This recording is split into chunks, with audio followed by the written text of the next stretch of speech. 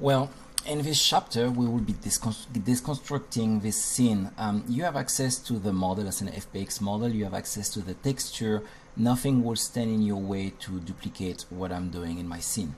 Instead of building it with you at the same time, I just spent some time preparing my scene, setting my shader, and now we will go in and we will deconstruct it and look at what I did and why. First, let's look at the final render time. I'm rendering at I think 1800 times 1000 something, and I should have a render time around, I don't know, I will say 6 minutes, but I might be less. Let's see, render time is 442, which is very good actually, because I have a lot of subsurface scattering going on. I have a huge amount of depth of field. Everything is bouncing on each other for reflection. I'm not optimizing anything. I'm quite happy with the result. 1800 times 1012 pixel. We will then go into the scene and check the shader. At the end of this chapter, you will know how to set up your texture coming from Substance Designer, Substance Painter, or as a matter of fact, your texture from any other software. And we will look at the skin, the parameter you use for the skin, and then we will see how we did build all of that. Okay, geometry, fairly simple. Again, as I mentioned, you have access to that FBX. I did make sure that you get it.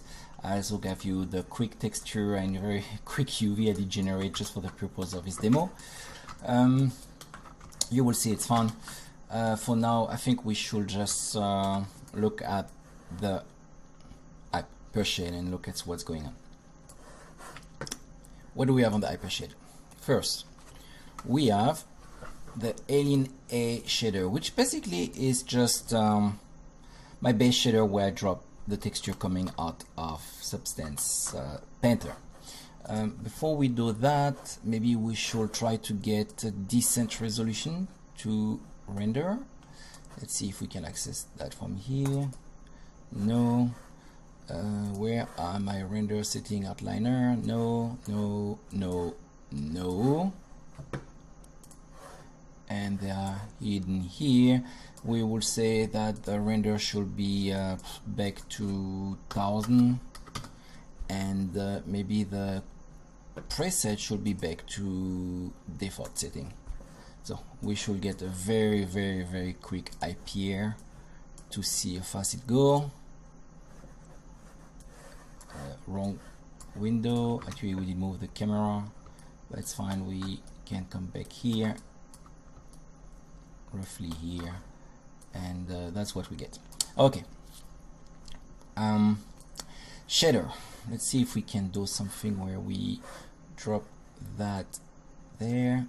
Yep, it did work. And then maybe we can move that up, hide that, and move that here. Good. What's going on here? We have the alien material, which is one of the base material. And here, what I do is I go grab my texture, right? I grab my color coming from Substance Painter, but I make sure that I'm coming as raw and not as sRGB. This is what happens if I do sRGB. If you look in the IPR, my color is automatically changing, and this is not good. We want to keep raw.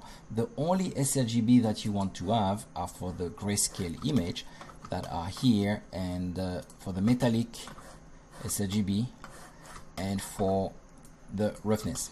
Where do you drop those maps then? Okay, you drop the color obviously into the diffuse color, no problem there. I keep my weight at 0.5. Then I drop my base. Okay, the color is there. My metallic, you will see it's very easy. The metallic go into the metalness. The reflectivity, you don't touch it. By default, it is at this value, which is 228 and 040 in HSV. You leave it at this value, and you are fine. I did take it a little bit down on the color of the reflection, but I don't really have to do it. And after that, you drop your roughness map into your reflection roughness here. But you also make sure that you are in GGX, very important.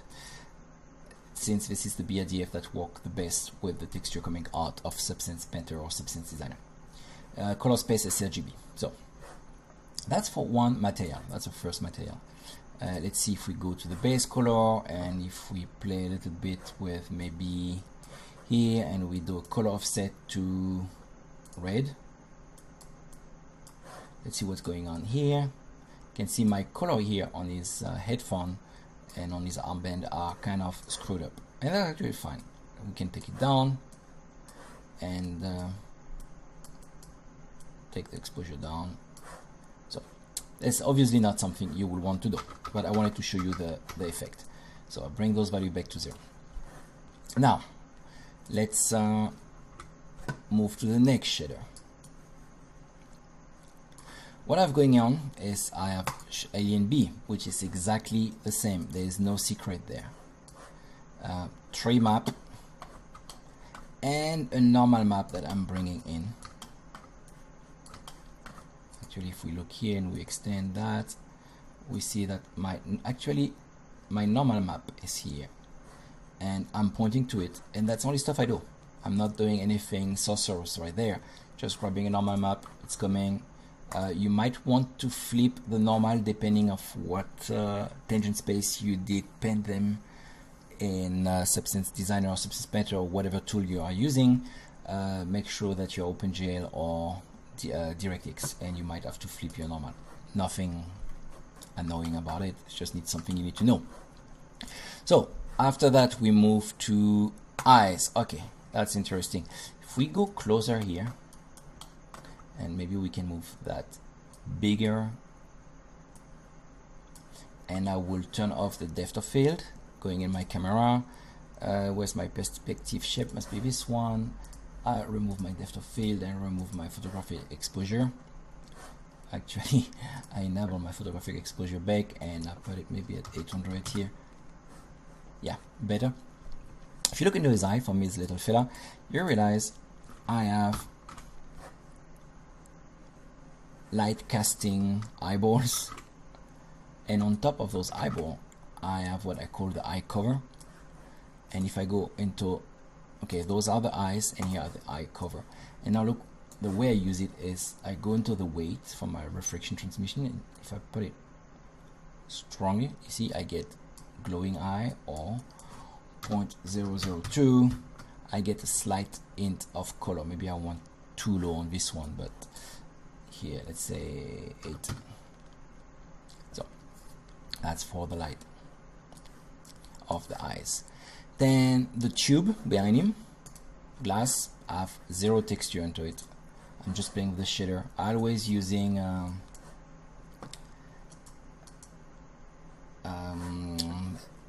shader that is called the redshift material, somewhere here, redshift material, correct. And then I use a custom preset, and I just I use a glass preset and I make my own custom preset after that.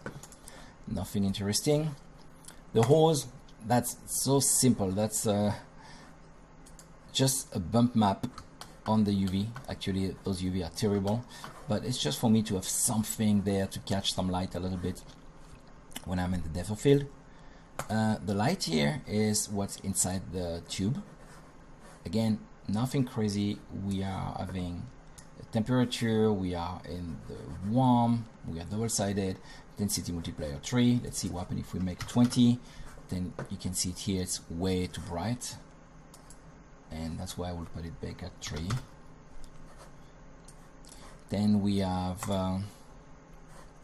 background is environment, and that's pretty, background is environment. We have a shadow catcher, and the background is environment. If I do that, that's what happened. If I do this, we are catching the environment of the IBL for the shadow catcher, and I'm also catching some reflection here. And as you can see, if I put it back to 1, you will see it here is way stronger. But I did not want to go that crazy, and I could also have turned on the image occlusion, but I did not do it. So it would have been a little bit darker around the base. So now that's for the shader. I recap. We have the material, just drop the texture where they belong, the metallic into the metalness, the base color into the diffuse, the roughness into the roughness slot. That's pretty much it. The last shader I could talk about is the skin shader. For the skin shader, I did use a regular Redshift skin shader somewhere here, Redshift skin I think, which is obsolete now because I could have done it with the Redshift material. As you can see, the Redshift material also have all the subsurface and subsurface multiple scattering here, meaning that would have been good to do it there, but for some reason I want with the Redshift skin, which is let's see, Redshift material, Redshift skin, but this one is obsolete, right? You can do it now with the Redshift material. Let's edit, delete unused node and expand the Redshift here. Okay, so what did I do here? I did bring my base color one time, two times. Why did I not just bring it once and then drop it in the two different folder, two different slots? It's just cause I like to tweak my color. If you see here, I want here and color balance, I did leave it the way it should be, but in this one, base color, I did go into the green. What did I do? Well, if I go into the red, let's see if we can see a change. This is what happened, meaning I have control over the color of my skin, over the texture. If I would have broke out only one texture and plug it in the two slot, I would have the problem that I would have changed the two color at the same time, something I don't want to do. So now, after the material, what else do we have to talk about in that scene? Actually, not much, because I did show you at the beginning everything about depth of field, camera, perspective shape. I have my depth of field enabled, my trusted bokeh image. In this case, now I will change it to a stronger one. We can move the value to 0.2, and we can look at the IBL light, redshift home light, and look at the exposure, palette 1 if we need to, and you see how the dynamic of the lighting environment is changing, right? Just with changing the exposure on the IBL. I could also change my IBL for another one. Let's go back to the paper mill. I promise in the next chapter I will change the IBL. Okay, here it's way too strong, maybe -2 and maybe -1. So this was a very cool a very short chapter about how to plug your texture. Basically, I just did create that scene to have something to show you how to plug the texture. Remember, you have access to the FBX of the alien, and you have access to those quick texture I did generate in Substance Painter. That should get you started into where do I plug my texture. Before we move further down the rabbit hole, let's go back to something we talked about at the beginning of this video, which is proxy. Remember, we did take the alien statue, 2 million polygon, we did export and create a proxy out of it, and we did re-import, and we did render something like 100 pieces of it, which was quite impressive and very quick. The funny stuff is there was only one shader on it, easy. The idea of the proxy is they also work with shader and texture. Let's grab the alien here and let's export everything. Redshift, proxy, export, then we tell him to reference option nothing, we leave it there, include option, we keep that here. Actually, we will want to export polygon connectivity, and we say export selection, and we will call it, we will kill this one and kill this one. You don't want to kill it, it's fine. We will call it, as a matter of fact, I have to stop my IPR. You cannot export a proxy when the IPR is running. So redshift, proxy, export.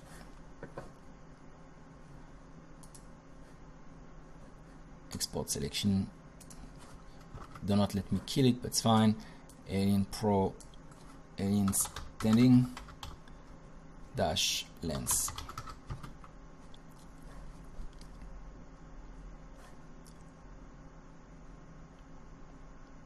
It's still exporting. Now it's still exporting. We wait a little bit, and we will now bring back our object. We create a proxy, we point to the right one,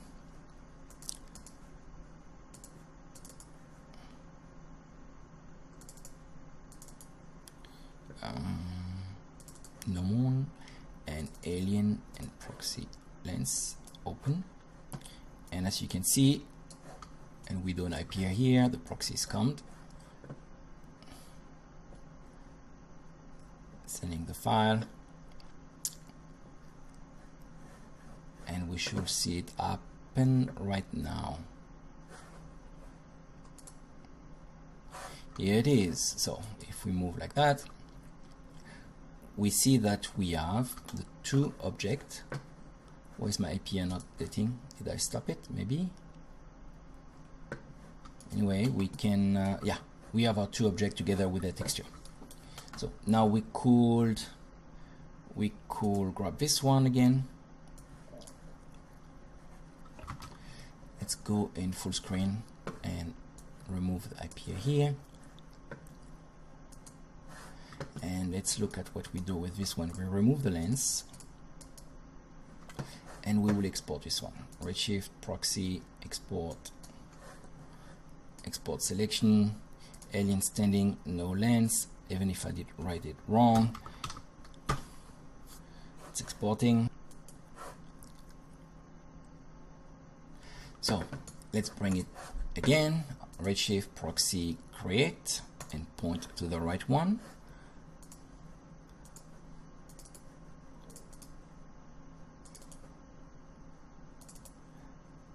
Standing, open, and we have it here. We will move it somewhere here, behind him. They will be standing in circle around him. Edit, duplicate special. We will do instance.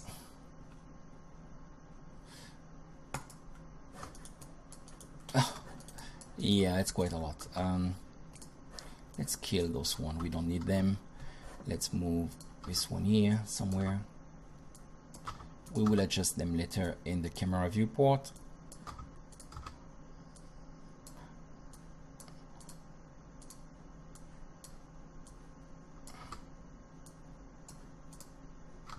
The studio will come here. We will interfere a little bit like that. That should be okay.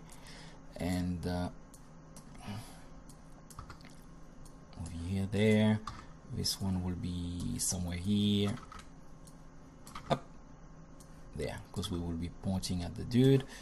This one will be over there, and this one will be somewhere here. So now if I look at that this way, and we do an IP here, window rendering, render view, somewhere here, turn that off, do an IP here. Then we should see a full tribe of them. And here they are. That's why we will start to do this. That look at here. The IP here will be updating. Good, it did. Let's move down here. Something like that. And let's start to move around those guys.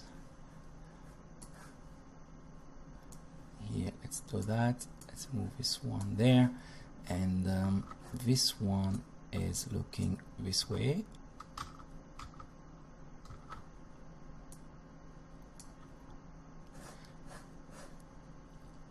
And this one is definitively oopsie, not good. Let's move this way. Then this one is looking at us, and all the other one. Okay, let's move that light away. That light is annoying. It's getting a little bit slow right now. I don't know why. It's probably again because I'm recording.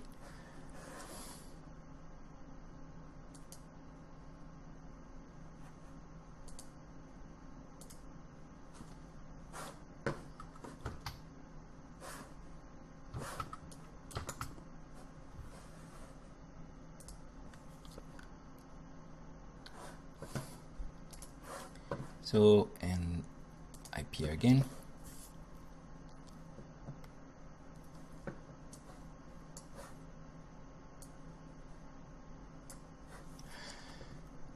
Obviously, it's looking a bit scary. They're all the same. I should have exported them with different pose or with animation. You can also export an animation in a proxy. You can give a frame sequence, and it will, when you load it, it will make it work. Let's see when we rotate the environment light to get a better lighting here. Keep in mind that the dude here is somewhere around, let's see, display, head-up display, poly count. So that little dude here is over 1 million vert. Let's see, tries, 2 million tries, everything together is probably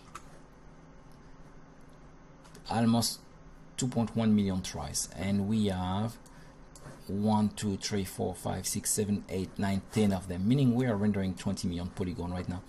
And we'll just hit the render button and see how much time it takes. So the render time is exactly 17 seconds. I have difficulty to believe it myself. Am I maybe rendering on my 2 graphic card? Yes, I am. Okay, you know what? Let's turn one off and let's render in real time and see if we really render that quick. So it's sending the geometry, it's updating, processing the subsurface scattering. I guess that's what takes most of the time. And yeah, this is really impressive. Just imagine now, each one of those little dudes could have his own light with him. He could have his own animation. It's very, very, very powerful. So this being said and done, we need to go back to some of the fundamentals that I forgot to talk about. It is motion blur. We did most of the feature that I use in my own rendering because it's an introduction. We don't want to go too much in depth, but we need to talk about motion blur. Let's have a look into motion blur now.